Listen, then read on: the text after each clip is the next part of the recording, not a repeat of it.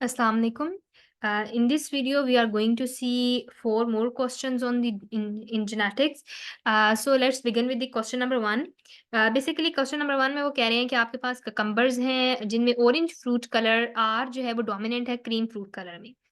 उसके बाद उन्होंने कहा कि ककम्बर प्लांट जो कि होमोजाइगस है ऑरेंज फ्रूट के लिए वो क्रॉस किया है with the cucumber plant homozygous for cream. So यानी कि आपके पास एक ऑरेंज कलर का होमोजाइगस है जो कि आपने क्रॉस किया है क्रीम कलर का होमोजाइगस ककम्बर के साथ। तो उन्होंने 3 क्वेश्चन्स पूछे हैं। पहला क्वेश्चन उन्होंने कहा है कि जीनोटाइप, फिनोटाइप क्या है, पेरेंट्स के क्या हैं? उसके बाद पेरेंट्स से जो F1 आया है, उसके क्या हैं? और अगर हम F1 को F1 से क्रॉस करें तो जो हमारे पास F2 आएगी, उसके जीनोटाइप, फिनोटाइप क्या है? दूसरा सवाल उन्होंने हमसे पूछा है कि अगर जीनोटाइप और फिनोटाइप ऑफस्प्रिंग के क्या होंगे अगर हम F1 जो हमारे पास आया है, उसको ऑरेंज पेरेंट से क्रॉस कर दें? तीसरा सवाल उन्होंने वही जीनोटाइप, फिनोटाइप का पूछा है, लेकिन इधर आप क्या कर रहे हैं F1 को क्रीम पेरेंट के साथ क्रॉस कर रहे हैं, ठीक है? तो ये 3 क्वेश्चंस हैं। अब इसका आंसर हम देखते हैं। अ, इसमें थोड़े-से पिक्सेल्स के शायद आपको इश्यू है, पिक्चर बहुत क्लियर नहीं है। बट लेट्स सी कि आपके पास क्या है कि सिंपल ऑरेंज को आपने क्रीम के साथ होमोज़ाइगस हैं दोनों, क्रॉस किया वही आपने क्रॉस बनाया जो नॉर्मल हम मेंडल के लॉस को हम जिस तरह से करते हैं कि आपके पास जो गैमीट्स है वो कैपिटल आर है एक साइड से और इधर से स्मॉल आर है, ठीक है? वही आप इस तरह एक-एक को मैच करेंगे, ठीक है? कैपिटल आर और कैपिटल आर स्मॉल आर चारों जो हैं वो आपके पास हेटेरोज़ाइगस आ जाते हैं ऑरेंज कलर के, ठीक है? ये आपके पास F1 आ गई। F1 को जब हम F1 से क्रॉस करेंगे तो हमारे पास F2 आती है। बेसिकली F1 हमारे पास क्या है कैपिटल आर स्मॉल आर है, ठीक है? तो जो गैमीट्स हमारे पास बनते हैं वो बनते हैं capital R small R. Again आप उसको क्रॉस करें, ठीक है? पनेट स्क्वेयर चाहे बना के आप इसको क्रॉस बना लें या फिर आप इस तरह से भी क्रॉस कर लें, ठीक है? दोनों तरीके सेम ही हैं, ठीक है? तो आपके पास जो ऑफस्प्रिंग्स आते हैं वो capital R, small R, capital R, small R और स्मॉल आर, ये 4 तरह के आपके पास ऑफस्प्रिंग्स आ जाते हैं, ठीक है? And that was a part 1, ठीक है? पार्ट 1 में उन्होंने हमसे यही पूछा है। अब हमारे पास आता है पार्ट 2, ठीक है? पार्ट बी में उन्होंने हमसे पूछा था कि अगर हम क्या करें कि F1 को हम ऑरेंज पेरेंट से क्रॉस कर दें तो क्या होगा? तो F1 हमारे पास कैपिटल आर, स्मॉल आर और ऑरेंज पेरेंट कैपिटल आर है, वही हमारे पास गैमीट्स बन गए capital R, small R, capital R. जब हम इसको क्रॉस करेंगे तो हमारे पास ऑफस्प्रिंग्स आ जाते हैं कैपिटल आर, स्मॉल आर ये 2 आएँगे और कैपिटल आर लास्ट आता है, ठीक है? इसी तरह अगर हम F1 को पार्ट सी में क्रीम पेरेंट के साथ क्रॉस करें तो हमारे पास कैपिटल आर F1 है, स्मॉल आर क्रीम प्लांट है। अगेन इसी गैमीट्स बनाएँ, उनको आप क्रॉस करें, ठीक है? तो आपके पास इसका आंसर आएगा जो कि है कैपिटल आर, स्मॉल आर और ये दोनों small R. So it was a very easy question. अब क्वेश्चन नंबर 2 देखते हैं कि क्वेश्चन नंबर 2 क्या है? Question number 2 is over here. Hairlessness in American rat terriers is recessive to the presence of hair. यानी कि presence of hair एक dominant trait है और hairlessness जो है वो एक recessive trait है. Suppose that you have a rat terrier with hair. आपके पास एक rat terrier है जो कि जिसके बाल हैं, ठीक है? How can you determine whether this dog is homozygous or heterozygous for hairy trait? यानी कि आपके पास एक रैंडम है पे एक रैट टेरियर जो कि एक डॉग की ब्रीड है, ठीक है? उसके पास उस डॉग के ऊपर हेयर हैं, तो आपको कैसे पता चलेगा कि ये होमोज़ाइगस ट्रेट है इस डॉग का या हेटेरोज़ाइगस है, ठीक है? बेसिकली आपने उसका जीनोटाइप बताना है, ठीक है?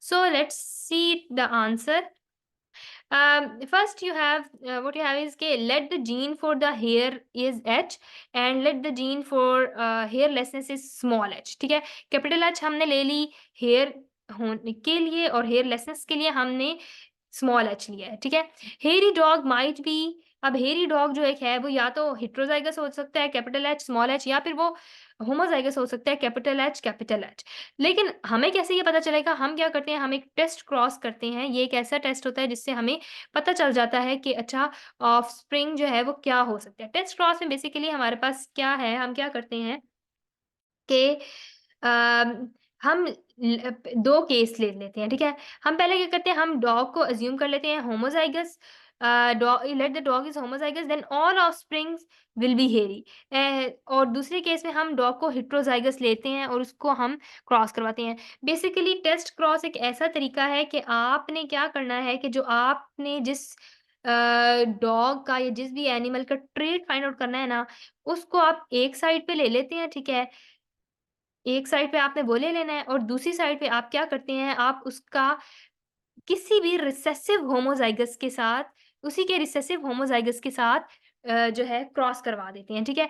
इसमें हमें पता कैसे चलता है, हम इस सवाल को देखते हैं देन यू विल अंडरस्टैंड कि जब हम कैपिटल H, स्मॉल h को क्रॉस करेंगे कैपिटल H, स्मॉल h को करेंगे तो हमारे पास क्या आ जाता है कि सारे जो हैं वो हेटेरोज़ाइगस बट हेयर वाले आएँगे, ठीक है? यानी कि आपके पास इस डॉग के जितने भी बच्चे होंगे, जब आप उसको एक ऐसे जो है फीमेल के साथ क्रॉस करवाएँगे जो कि हेयरलेस है, हेयरलेसनेस है उस डॉग के अंदर, उस बिच के अंदर, ठीक है? जब आप अगर आपका ये जो डॉग है वो होमोज़ाइगस होगा, तो आपके पास जो जितने भी ऑफ़स्प्रिंग्स होंगे उन सब में बाल होंगे, ठीक है? लेकिन अगर ये डॉग जो आपके पास है वो हेटेरोज़ाइगस होगा, यानी इसमें एक कैपिटल H, एक स्मॉल h के जीन है। जब आप उसको एक ऐसी फीमेल के साथ मेट करवाएँगे जो कि हेयरलेसनेस है, उसके अंदर दोनों स्मॉल जीन्स हैं, तो आपके पास जो ऑफ़स्प्रिंग्स आएँगे उनमें से आधे ऑफ़स्प्रिंग्स में हेयर होंगे, आधे ऑफ़स्प्रिंग में हेयर नहीं होंगे, ठीक है? तो ये बेसिकली एक टेस्ट क्रॉस एक ऐसा तरीका है जिससे हम किसी भी इंडिविजुअल का चेक करते हैं कि अच्छा उसकी जो अ, जीनोटाइप है वो होमोज़ाइगस है या हेटेरोज़ाइगस है, ठीक है? By mating that animal with some recessive homozygous, ठीक है? उसका जो उसके जो भी स्पाउस होगी, ठीक है? जिसके साथ उसको मेट करवाना है, ठीक है? वो एक होमोज़ाइगस रिसेसिव हम लेंगे और उससे हमें पता चल जाएगा ऑफ़स्प्रिंग से बेसिकली हमें पता चलता है उन बच्चों के लिटर जो भी लिटर है, जो बच्चे हैं, उनसे हमें पता चलेगा कि अच्छा ये होमोज़ाइगस था या हेटेरोज़ाइगस था और उसके अलावा हमें नहीं पता चल सकता। Okay the next question we have is feline ketonuria, ठीक है? Feline ketonuria is a disease that results from a recessive gene two normal parents produce a child with PKU, ठीक है? अब उन्होंने हमें जो सिचुएशन दी है वो ये है कि ये एक पीकेयू एक कंडीशन है जो कि रिसेसिव कंडीशन है, ठीक है?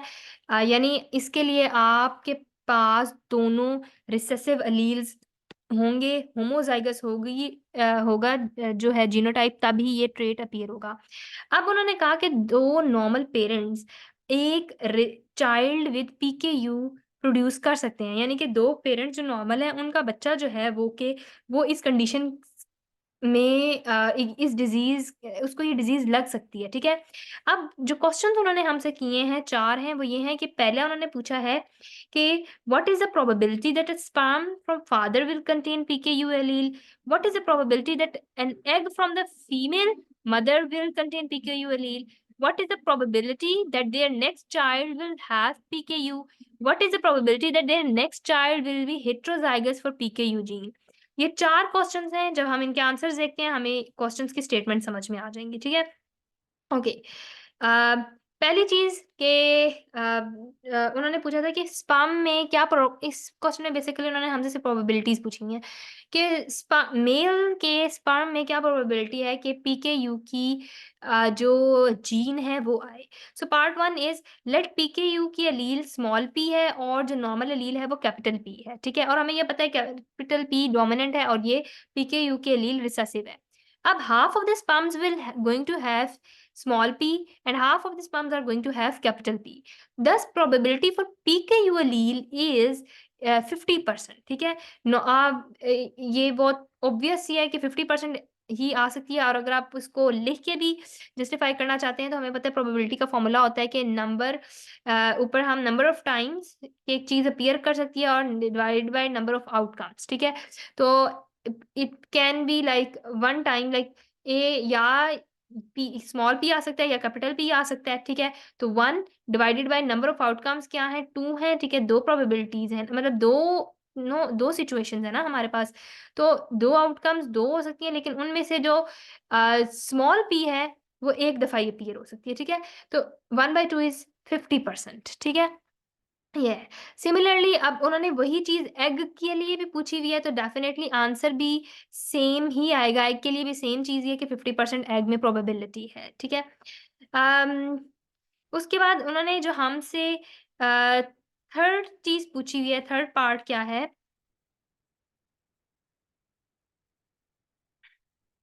थर्ड उन्होंने पार्ट हमसे पूछा था कि what is the probability that their next child will have PKU. Okay, कि अगला बच्चा जो है, अगली प्रेगनेंसी में जो नेक्स्ट चाइल्ड प्रोड्यूस होगा, उसमें पीकेयू होगा, इसकी क्या प्रोबेबिलिटी है? वो हमें कैसे पता चलेगा? हम क्या करेंगे, हम पेरेंट्स का जो क्रॉस है वो बनाएँगे। हमें पता है पेरेंट्स जो है नॉर्मल हैं और हेटेरोज़ाइगस हैं, capital P, capital P, small P, इसका हमने क्रॉस बनाया, ठीक है? हमारे पास जो क्रॉस आया, उसमें जो हमारे पास और ये चीज़ भी ये है कि इन अगर आप ये देखें कि ये नॉर्मल चाइल्ड है, ठीक है? और ये कन्फर्म पीकेयू वाला चाइल्ड है क्योंकि दोनों स्मॉल पी हैं। लेकिन ये हेटेरोज़ाइगस हैं दोनों, तो ये भी नॉर्मल चाइल्ड है बट विथ हेटेरोज़ाइगस जीनोटाइप, ठीक है? तो अब हम क्या बात करेंगे, स्टेटमेंट क्या देंगे, वो ये है कि it means that 1/4 will have PKU and 3/4 will will not have PKU, ठीक है? यानी कि वही बात कि इन 3 के पास पीकेयू डिज़ीज़ नहीं इन 3 में आएगी, लेकिन इस एक में पीकेयू डिज़ीज़ आएगी, ठीक है? तो आपके पास क्या है कि probability is equal to number of events divided by possible outcomes. तो नंबर ऑफ इवेंट्स क्या है? 1/4 हमारे पास हमें ये पता चल गया है कि पीकेयू का जो इवेंट है वो 1/4 यानी कि 0.25, इसको आप 25% भी लिख सकते हैं। So the probability of offspring to have disease is 25% in each pregnancy, यानी कि ईच प्रेगनेंसी में आपके पास जो है, क्योंकि देखिए प्रेगनेंसी जब होगी तो इनमें से कोई भी एक जो है ट्रेट अपीयर हो सकता है और ईच बॉक्स कंटेन 25%, ठीक है? और क्योंकि एक ही प्रोबेबिलिटी है कि 4 में से 1 दफ़ा ऐसा हो सकता है कि जो ऑफ़स्प्रिंग है उसमें पीकेयू हो, ठीक है? तो आपके पास क्या है कि 1/4 रेशियो है and 1/4 is written as 25%। So in each pregnancy 25% chance है कि जो बच्चा है वो पीकेयू उसमें डिज़ीज़ हो। नेक्स्ट इज़ फोर्थ पार्ट में उन्होंने हमसे क्या पूछा है कि what is the probability that their next child will be heterozygous for PKU gene. यानी उन्होंने हमसे नेक्स्ट पार्ट में जो पूछा है कि हेटेरोज़ाइगोसिटी के चांसेस क्या हैं कि अगला बच्चा जो है बेशक नॉर्मल हो, लेकिन ये है कि एट लीस्ट उसके अंदर वो जीन जो है वो ट्रांसफ़र करे। इट्स सेम क्वेश्चन, सेम इसका इसी तरह का आंसर है पार्ट सी की तरह का कि इन अबव 4 कॉम्बिनेशन जो हमने ऊपर देखे हैं उसमें हमारे पास F1 में क्या है कि कैपिटल पी और स्मॉल पी जो है वो होमोज़ाइगस हैं, लेकिन capital P, small P heterozygous हैं, ठीक है? अब हमें पता है कि हमने ऊपर ये चीज़ देख ली है कि अ, इस क्रॉस को अगर आप देखें तो हमारे पास ये भी और ये भी दोनों होमोज़ाइगस हैं, लेकिन ये 2 हेटेरोज़ाइगस हैं, ठीक है? नॉर्मल हैं, लेकिन इनके पास पीकेयू की जीन जो है या एलील जो है वो ट्रांसफ़र हो रही है, ठीक है?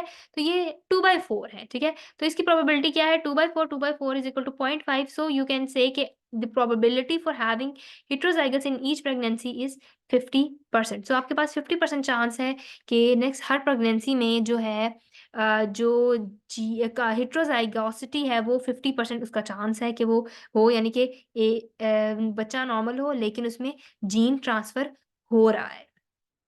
Next question we have is, in humans, alkaptonuria is a metabolic disorder which affects a person to produce black urine. Um, this is something extra written. Okay. Alkaptonuria results for an allele A, ठीक है? अल्केप्टोन urea की जो अलील है वो है small ए, जो कि recessive है फॉर नॉर्मल मेटाबॉलिज्म। ये बेसिकली एक डिजीज़ है अल्केप्टोन यूरिया, ठीक है? हम उसमें नहीं जा रहे। ये डिजीज़ तब होगी जब रिसेसिव ट्रेट अपीयर होगा और जो नॉर्मल कंडीशन है वो कैपिटल ए है, ठीक है, वो डोमिनेंट है। सैली एक लड़की है, ठीक है, इसका नॉर्मल मेटाबॉलिज्म है लेकिन इसके भाई को एल्केप्टोन यूरिया है। सैलरी के जो फादर हैं वो भी एल्केप्टोन यूरिया है लेकिन उसकी मदर जो है उसका नॉर्मल मेटाबॉलिज्म है। अब उन्होंने हमसे 3 सवाल पूछे हैं, ठीक है, वो ये हैं कि सैली का जीनोटाइप बताएँ, उसकी मदर का जीनोटाइप बताएँ, उसके फादर का जीनोटाइप बताएँ और उसके ब्रदर का जीनोटाइप बताएँ। चारों के जीनोटाइप्स पूछे हुए हैं। फिर उन्होंने कहा कि अगर सैली के पेरेंट्स एक और उनका बच्चा हो, ठीक है, तो क्या प्रोबेबिलिटी है कि उस बच्चे में एल्केप्टोन यूरिया हो?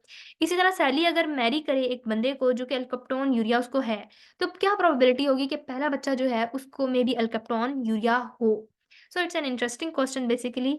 लेट्स सी कि इसके आंसर्स क्या हैं। सबसे पहले हमने क्या करना है कि हमने देखना है कि हमारे पास चारों के जीनोटाइप्स क्या हैं। एल्केप्टोन यूरिया की एलील स्मॉल है, रिसेसिव ट्रेट है, नॉर्मल यूरिन की एलील जो है वो कैपिटल ए है। सैली के फादर जो हैं, उनको भी एल्केप्टोन यूरिया है और सैली के ब्रदर को भी एल्केप्टोन यूरिया है और क्योंकि ये एक रिसेसिव ट्रेट है, तो सिंपल सी बात है कि सैली के फादर और ब्रदर को small A, small A, small A, small ए वाली सिचुएशन होगी, ठीक है? इनका जीनोटाइप तो देखना बहुत आसान है। लेकिन अगर सैली के जो भाई है, ठीक है? Is normal.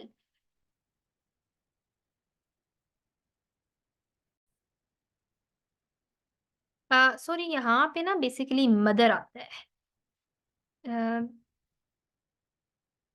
जो सैली की मदर हैं, ठीक है? अब उन्होंने कहा कि वो नॉर्मल है, ठीक है? तो सैली की मदर या तो कैपिटल ए हो सकती है या कैपिटल ए, स्मॉल ए हो सकती है। मगर अगर हम टेस्ट क्रॉस करें, टेस्ट क्रॉस बेसिकली हमने पिछले लेक्चर्स में भी पढ़ा है कि टेस्ट क्रॉस क्या होता है, ठीक है? हम क्यों करते हैं?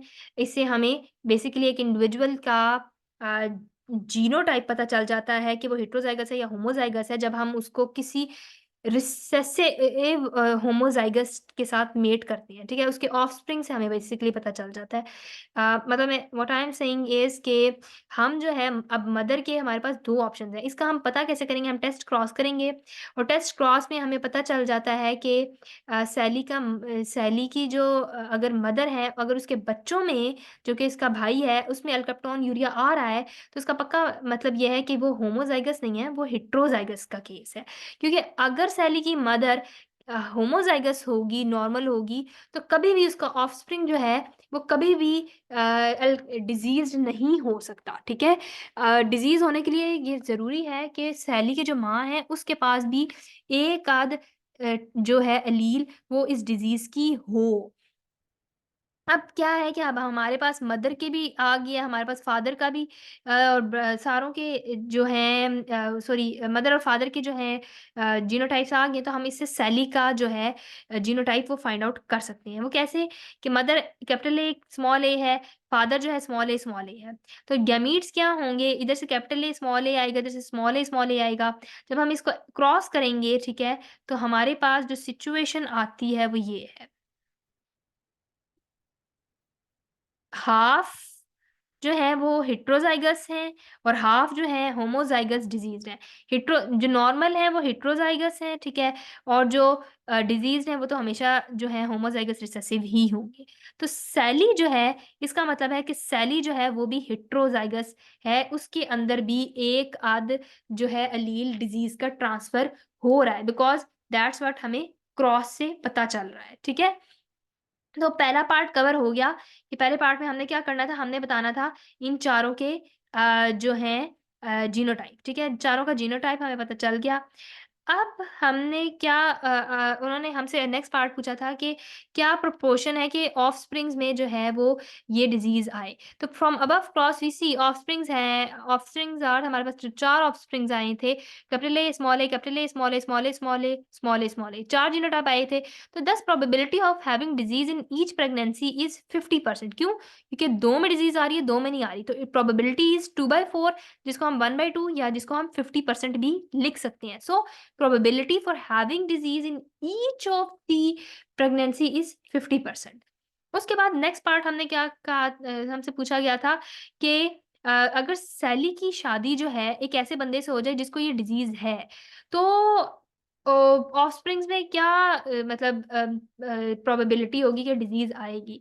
लेट्स सी कि सैली का जीनोटाइप कैपिटल ए, स्मॉल ए है, ठीक है? यानी हेटेरोज़ाइगस है सैली, और उसका जो हस्बैंड है वो स्मॉल ए है क्योंकि उसको डिजीज़ है, ठीक है? अब हम क्या करेंगे, हम सैली और उसके हस्बैंड को क्रॉस करेंगे, ठीक है? सैली और उसके हस्बैंड को क्रॉस करने से हमारे पास जो गैमीट्स आए और उसके बाद जो F1 जनरेशन हुआ है, ये सिंपल स्क्वेयर है, क्रॉस है, ठीक है? हाँ, अब हम इससे इसमें क्या देखते हैं कि 2 जो हैं वो नॉर्मल हैं लेकिन हेटेरोज़ाइगस हैं, और 2 जो हैं वो डिज़ीज़्ड हैं, ठीक है?